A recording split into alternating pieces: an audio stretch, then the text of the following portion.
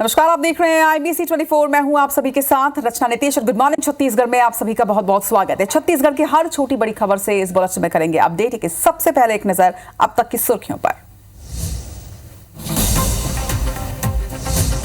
आज दिल्ली में प्रधानमंत्री नरेंद्र मोदी की अध्यक्षता में नीति आयोग की बैठक। मध्य प्रदेश, छत्तीसगढ़ सहित सभी राज्यों के सीएम और डिप्टी सीएम होंगे शामिल। भारत को विकसित देश बनाने पर होगी चर्चा। छत्तीसगढ़ विधानसभा की कार्रवाई अनिश्चितकाल के लिए स्थगित। 5 बैठकों में कुल 21 घंटे 19 मिनट हुई चर्चा। मॉनसून सत्र में पहली बार पूछे गए सबसे ज्यादा प्रश्न। रायपुर के महापौर एजाज ढेबर के खिलाफ FIR दर्ज। विधानसभा घेराव के दौरान पुलिस कर्मियों से की थी बदसलूकी। बीजेपी ने सोशल मीडिया पर जारी किया था वीडियो। रायपुर रेलवे स्टेशन पर बांधकर घसीटने के मामले में चारों आरोपी और कंपनी पर लिया गया एक्शन। 1 ASI, 2 महिला कांस्टेबल के साथ 3 RPF कर्मी निलंबित। 3 स्टॉल को किया गया सील। छत्तीसगढ़ के नगरीय निकायों में आज से जन समस्या निवारण शिविर। 10 अगस्त तक हर वार्ड में लगाए जाएंगे शिविर। समस्याओं का होगा समाधान। और देश भर में बारिश से जनजीवन हुआ अस्त व्यस्त। मध्य प्रदेश, छत्तीसगढ़ सहित 17 राज्यों में भारी बारिश का अलर्ट। मंडला में पुल टूटने से आवागमन प्रभावित। बलौदाबाजार में फूटा बांध।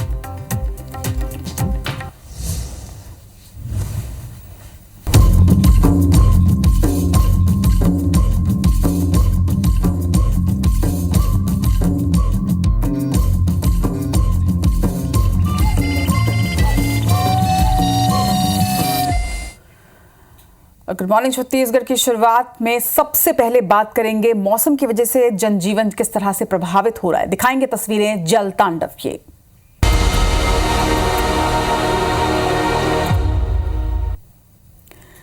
तो पूरे प्रदेश में जनजीवन इस मॉनसून में अस्त व्यस्त है क्योंकि जल तांडव हर क्षेत्र में नजर आ रहा है। सबसे पहले आपको तस्वीर दिखाते हैं बलौदाबाजार की, जहां पर बारिश की वजह से सिमगा ब्लॉक का दरचुरा बांध टूट गया है। गांव जाने की सड़क पर किस तरह से बांध का पानी भरा हुआ है, ये आप खुद तस्वीरों में देखिए। बांध के फूटने की वजह से पास के गणेशपुर गांव में पानी भी घुसा है। वही पानी घुसने से घर में लोग, कई ऐसे घर हैं जहां पर लोग फंसे थे जिन्हें रेस्क्यू किया जा रहा है। SDRF और नगर सेना की टीम ने फिलहाल सभी को सुरक्षित रेस्क्यू कर लिया है। जो जानकारी अब तक सामने आई है, रेस्क्यू के दौरान 3 लोगों को सफलतापूर्वक निकाला गया। बताया जा रहा है कि बारिश की वजह से नदी और नालों में बाढ़ की स्थिति बनी हुई है और ये तस्वीरें भी बयां कर रही हैं। देखिए किस तरह से बाढ़ के बाद स्थिति जो बनी हुई है। SDRF और नगर सेना की टीम हालांकि सतर्क है और पूरी मुस्तैदी के साथ रेस्क्यू ऑपरेशन यहां पर लगाया जा रहा है। सिमगा ब्लॉक का दरचुरा बांध जो है वो टूटा है। तस्वीरें आप देखिए, जिसके बाद सड़क पूरी तरह से जलमग्न हो गई है। बांध के फूटने से गणेशपुर गांव में पानी घुस चला है। कई लोग ऐसे जो कि अपने घर के अंदर ही फंस गए थे, जिन्हें बाद में रेस्क्यू कर सुरक्षित बाहर निकाला गया है।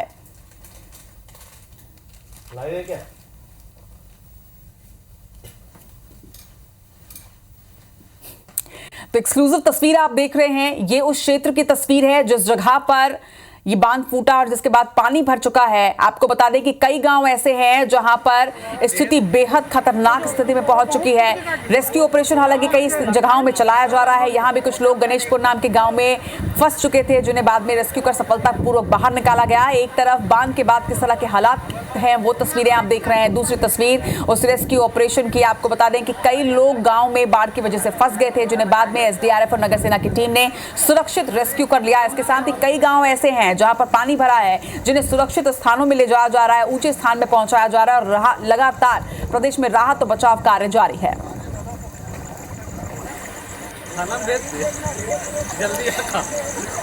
तो दरचुरा बांध की ये तस्वीर है। आपको बता दें कि बेहद पुराना ये बांध जिसमें पानी लबालब भर गया था, जिसके बाद ये टूटा। और ये तस्वीर आप देखिए, गांव के अंदर की ये तस्वीर है, किस तरह की स्थिति यहाँ पर पनपी है।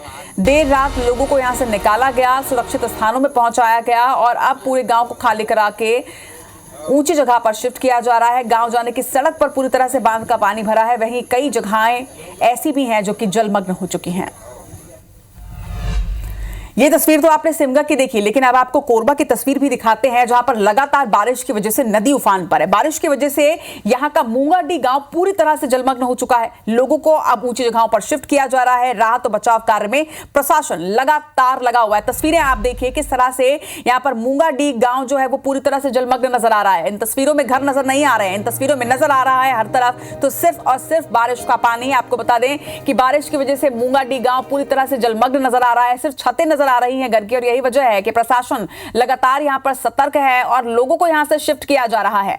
लोगों को यहां से ऊंची जगहों पर शिफ्ट किया जा रहा है। ये तस्वीर देखिए, पुल की तस्वीर है, लेकिन पुल ऐसा नजर आ रहा है जैसे कि सड़क है। यानी पानी का स्तर जो है वो इतना व्यापक हो चुका है, इतना बढ़ चुका है, जिसकी वजह से ये स्थिति पनपी है। क्षेत्र में लगातार बारिश हो रही थी और इसी वजह से मूंगाडी गांव लगभग जलमग्न हो चुका है। घरों की ये तस्वीर आप देखिए, पानी का जलस्तर और तेज बहाव की वजह से लोगों को सुरक्षित स्थानों में पहुंचाया गया है। लोगों को अब ऊंची जगह पर शिफ्ट किया जा रहा है।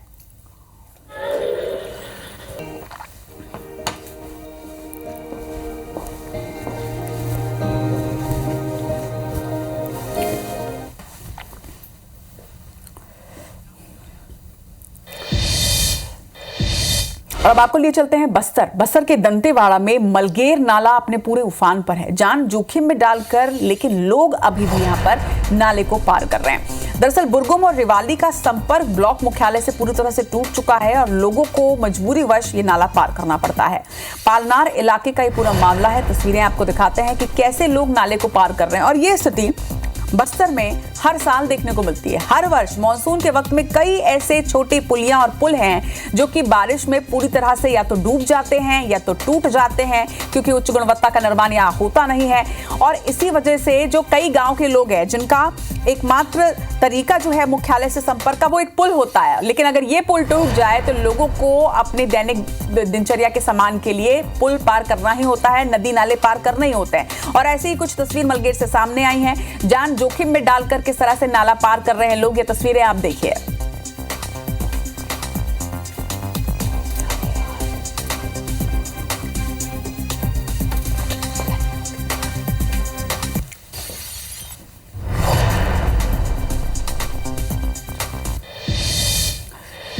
तो छत्तीसगढ़ में लगातार बारिश का दौर जारी है और लगातार हो रही बारिश की वजह से नदी और नाले उफान पर हैं। भारी बारिश से सड़कें और निचले इलाकों की बस्तियां अब जलमग्न होती जा रही हैं। हम आपको छत्तीसगढ़ की अलग अलग तस्वीरें दिखाते हैं। अलग अलग जिलों की ये कुछ तस्वीरें आपके टीवी स्क्रीन पर है।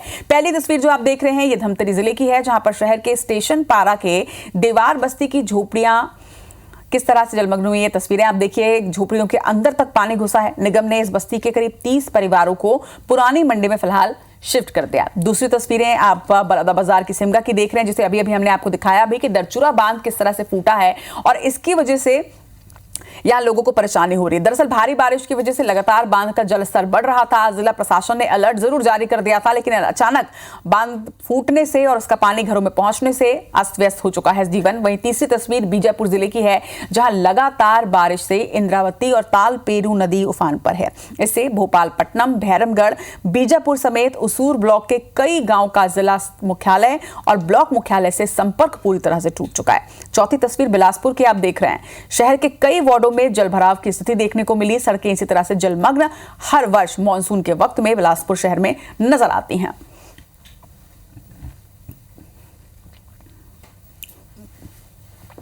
तो ये तमाम तस्वीरें हमने आपको दिखाई कि किस तरह से छत्तीसगढ़ में बारिश का कहर जारी है और इसकी वजह से हाहाकार मचा हुआ है। लेकिन एक अपडेट आपको जरूर दे दें यहां पर कि छत्तीसगढ़ में आज भी बारिश का अलर्ट है।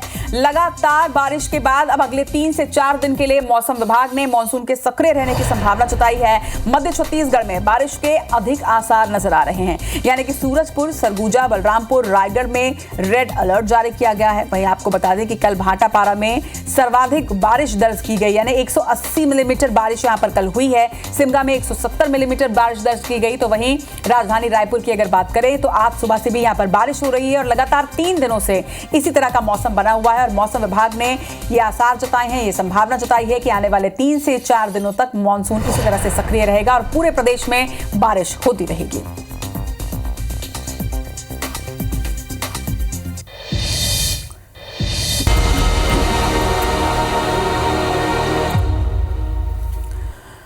और जल तांडव की इन तस्वीरों के बाद अब कुछ और खबरों का रुख कर लेते हैं। आपको अंबिकापुर की खबर बता दें, जहां पर सड़ी गली अवस्था में एक महिला की लाश बरामद की गई है।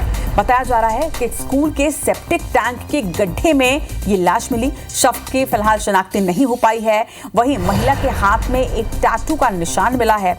लूंड्रा थाना पुलिस फिलहाल आगे की जांच कर रही है, क्योंकि शव काफी बुरी अवस्था में है, सड़ी गली अवस्था में। इस वजह से शिनाख्ती में परेशानी यहां पर आ रही है। लेकिन आसपास के थाना क्षेत्र में यह पतासाजी की जा रही है कि कहीं किसी गुम महिला की कोई रिपोर्ट यहां पर दर्ज कराई गई हो। बताया जा रहा है कि अंबिकापुर में स्कूल के सेप्टिक टैंक के गड्ढे में ये लाश मिली है। फिलहाल जो एक पहचान सामने आई है वो ये कि महिला के हाथ में एक टैटू का निशान है और अभी निशान के आधार पर इसकी शिनाख्ती की जा रही है। अभिषेक सोनी हमारे संवाददाता हमारे साथ जुड़ रहे हैं। अभिषेक, क्या अपडेट, कुछ इस पे क्लू मिला है अब तक क्या? देखिए, अब तक पुलिस के पास कोई क्लू तो नहीं मिल सका है, लेकिन जो महिला का शव बरामद किया गया है उसमें एक बाएं हाथ पे उसके टैटू का निशान है और इस टैटू के जरिए ही पुलिस शिनाख्ती की कोशिश कर रही है। फिलहाल जो महिला ने कपड़े पहने हुए थे, जो उनके पास से गहने मिले हुए हैं, उसको लेकर पुलिस ने अलग अलग ग्रुप में इसके पहचान के, इसके शिनाख्ती को लेकर संदेश भेजा है और आसपास के थानों में जो गुमशुदगी की जो रिपोर्ट दर्ज की गई है उसके आधार पर महिला की जो शिनाख्ती है उसके प्रयास किए जा रहे हैं। पुलिस इस मामले को अभिषेक, प्रथम दृष्टया क्या माना जा रहा है? क्या हत्या का मामला हो सकता है या फिर आत्महत्या का मामला लग रहा है? क्योंकि आप ये भी जानकारी दे रहे हैं कि महिला के शरीर में गहने भी हैं, यानी कि लूटपाट जैसा कोई मामला नहीं हो सकता है निश्चित तौर पर। देखिए, जिस तरह से अभी शिनाख्ती के प्रयास किए जा रहे हैं, पुलिस इसको दोनों ही पहलुओं पर जांच कर रही है। हत्या और आत्महत्या दोनों ही पहलुओं पर जांच कर रही है और पुलिस का कहना है कि महिला के शिनाख्ती के बाद ही और पीएम रिपोर्ट के बाद ये स्पष्ट हो सकेगा कि आखिर महिला की मौत का कारण क्या था। फिलहाल सबसे बड़ी जो टास्क है पुलिस के सामने वो महिला के शिनाख्ती को लेकर है और इसी का प्रयास पुलिस कर रही है। चलिए, खबर पर नजर बनाकर रखिएगा अभिषेक। फिलहाल तमाम जानकारी के लिए शुक्रिया आपका। और अंबिकापुर से एक और खबर आपको बता दें, जहां पर नशीली दवा बेचने वाले एक आरोपी की गिरफ्तारी की गई है। दरअसल बताया जा रहा है कि अंतरराज्यीय सप्लायर ये था जिसकी गिरफ्तारी अब हुई है। यूपी के बनारस से आरोपी को पुलिस ने गिरफ्त में लिया है। कोतवाली पुलिस ने बड़ा एक्शन लिया। तो लगातार क्षेत्र में नशीली दवा की खरीद फरोख्त का आरोप लग रहा था। नशीली दवा बेचने वाले आरोपी को अब अरेस्ट कर लिया गया है। बताया जा रहा है कि अंतरराज्यीय सप्लायर था ये, जो कि बाहर से लाकर दवाइयां यहां खपाया करता था। आरोपी को फिलहाल गिरफ्तार कर लिया गया है। बताया जा रहा है कि छत्तीसगढ़ पुलिस ने उत्तर प्रदेश के बनारस से इस आरोपी की गिरफ्तारी की। पुलिस को क्लू मिला, जिसके बाद आरोपी की तलाश में उत्तर प्रदेश के बनारस पुलिस गई और उसके बाद सफलता हासिल हुई है। और अब बात करते हैं राजधानी के महापौर के। जी हां, राजधानी रायपुर के महापौर एजाज ढेबर की मुश्किलें खत्म नहीं हो रही हैं। अब एक और एफआईआर उन पर दर्ज हो चुकी है। सरकारी काम में बाधा और मारपीट के मामले में यह एफआईआर दर्ज हुई है। विधानसभा घेराव के दौरान पुलिसकर्मियों से महापौर के बदसलूकी का एक वीडियो सामने आया था। बीजेपी ने सोशल मीडिया में महापौर का एक वीडियो जारी किया था, जो वीडियो ये आपके टीवी स्क्रीन पर, आपने शायद इसे सोशल मीडिया पर भी देखा होगा। महापौर पर पुलिस के साथ बदसलूकी का आरोप बीजेपी द्वारा लगाया गया था और अब इस मामले में सिविल लाइन थाने में कई धाराओं के तहत मामला दर्ज हो चुका है। ये खबर खास इसलिए भी क्योंकि 24 जुलाई की ये तस्वीर है, विधानसभा घेराव के दौरान की बदसलूकी के आरोप लगाते हुए यहाँ पर एफआईआर दर्ज किया गया है। आने वाले दिनों में क्षेत्र में निकाय चुनाव है और ऐसे में महापौर एजाज ढेबर की यहाँ पर मुश्किलें बढ़ती नजर आ रही है, क्योंकि एक तरफ निकाय चुनाव की तैयारी पूरा प्रदेश कर रहा है, दूसरी तरफ राजधानी रायपुर के महापौर पर एक एफआईआर दर्ज हुई है जिसमें कई धाराओं में मामला दर्ज किया गया है।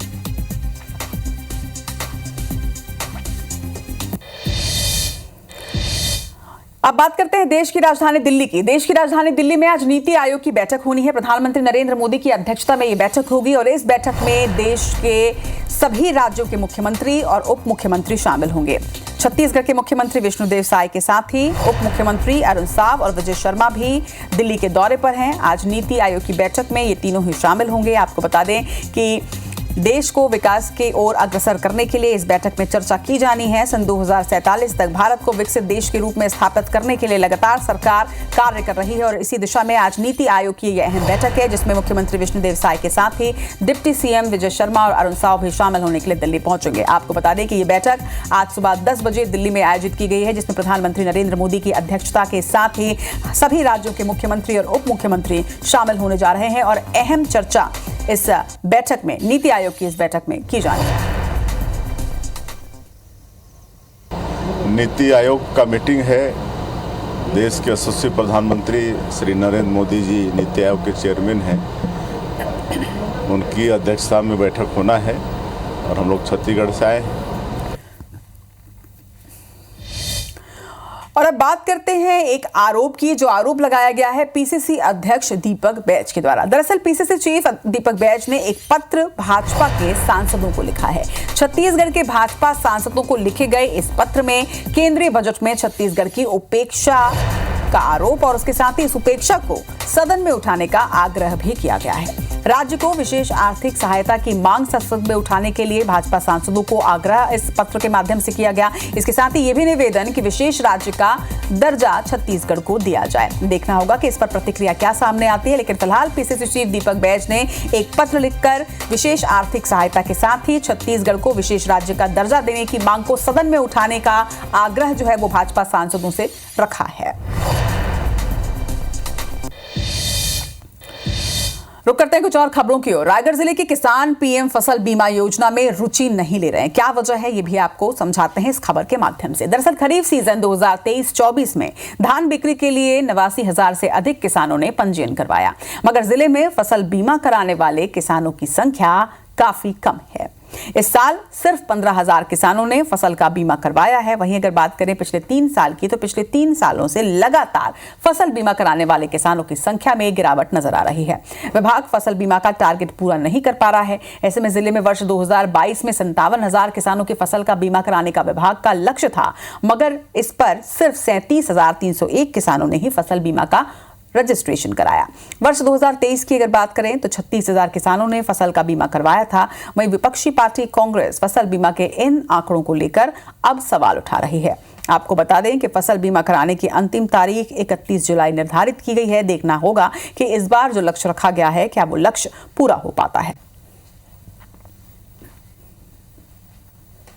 देखिए, स्वाभाविक रूप से ये बात है कि केंद्र और राज्य की सरकार केवल बड़ी बड़ी वादाएं कर रही है, बड़े बड़े विज्ञापन पोस्टर पे केवल नारे लिख रहे हैं। देखने में यह है कि लगभग 3 वर्ष हो गए और जो विभाग को जो टारगेट मिला उस टारगेट को पूरा ही नहीं कर पा रहे हैं। 2-3 सालों में थोड़ी सी कमी आई है। उसकी प्रमुख वजह ये है कि बीमा को ऐच्छिक किया गया है। फिर भी हमारी तरफ से, विभाग की तरफ से प्रयास किया जा रहा है कि अधिक से अधिक किसानों को बीमा के फायदे जो है समझाएं, ताकि वर्षा या फिर विपरीत आपदा की स्थिति में उनका किसान को फायदा मिल सके।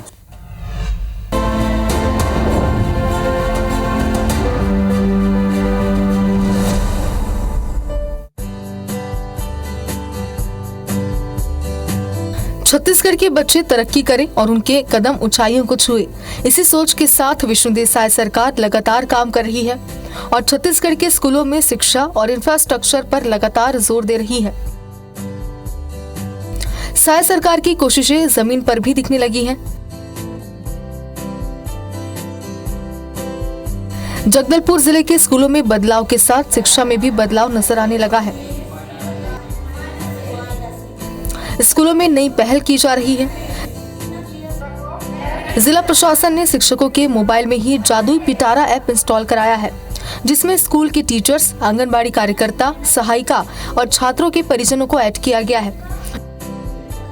इस ऐप के जरिए छात्रों की गतिविधि अपलोड की जाती है, जिससे छात्रों की एक्टिविटी का परिजनों को भी पता चलता रहता है।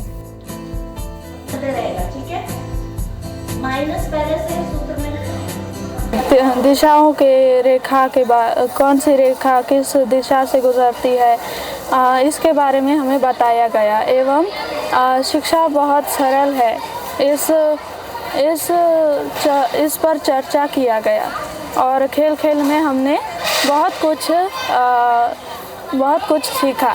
हम एक साक्षर भारत का निर्माण कर सके, शिक्षित लोगों को दे सके, हमारे युवा शिक्षित हों, कोई भी पढ़ाई से वंचित ना हो, इसका प्रयास किया जा रहा है और इसके लिए प्रतिदिन विभिन्न गतिविधियां की जा रही हैं।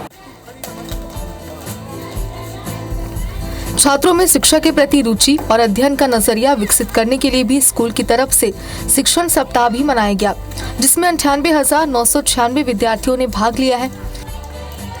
वहीं जगदलपुर के भगत सिंह स्कूल में स्कूल के ही शिक्षक अलग अलग प्रयोग कर छात्रों को बेहतर तरीके से विभिन्न विषयों को समझाने में मदद कर रहे हैं, जिससे छात्रों की समझ और बेहतर हो रही है। बकावन का हमारे टीचर्स के द्वारा जादुई पिटारा एक TLM का एक प्रोसेस है जिसको बनाया गया है और बाकायदा उनके द्वारा इस FLN के और TLM के मेथड्स यूज़ करते हुए जो बनाया गया है उसको हमारे ज़िले में काफ़ी अच्छे प्रभावी ढंग से इस्तेमाल करने की कोशिश की जाए। इसको कॉपी करते हुए बाकी ज़िले के हमारे सभी जगहों में इसको लागू किया जाए। शिक्षा से छात्रों का भविष्य उज्जवल हो, वे एक बेहतर नागरिक बनने के साथ दूसरों के लिए भी प्रेरणा के स्रोत बन सकें। इसी मकसद के साथ विष्णु देसाई सरकार लगातार काम कर रही है। साय सरकार की सक्रियता लोगों को खूब रास आ रही है और वे साय सरकार की जमकर तारीफ कर रहे हैं।